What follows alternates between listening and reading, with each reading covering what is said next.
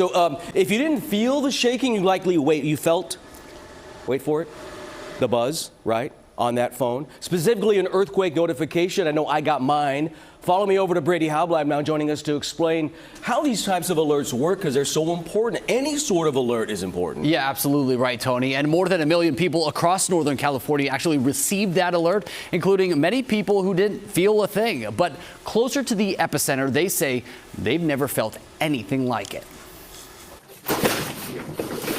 A Nest camera capturing the moment a 5.6 magnitude earthquake shook this home. The camera violently shaking up and down. The quake knocking glass and debris to the floor, with damage reported at homes and businesses across Mendocino County. This felt like an airplane hit the building. The epicenter struck around 8:10 Wednesday morning in a rural area between Ukiah and Willits, knocking out power to thousands of customers.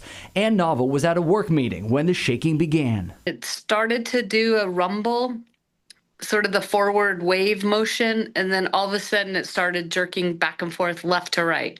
Those strong movements due in part to the earthquake's shallow depth of just about 5 miles. The earthquake is more shallow. That means that people feel greater shaking. The quake shocking people across Mendocino County, but also surprising people as far south as Modesto, who received an alert but never felt anything. And so what we are always doing is maximizing, optimizing what we can do to keep people safe. Within seconds of the earthquake, alerts were sent out to more than 1 million phones across Northern California.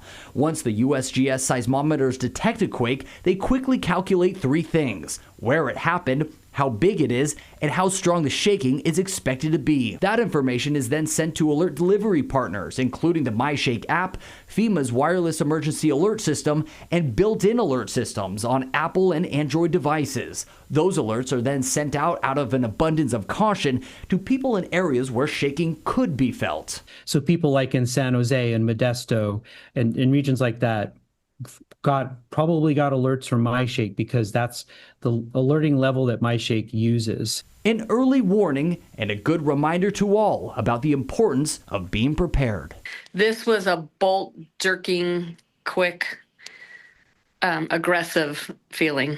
And just once again, it makes us all reflect on earthquake preparedness.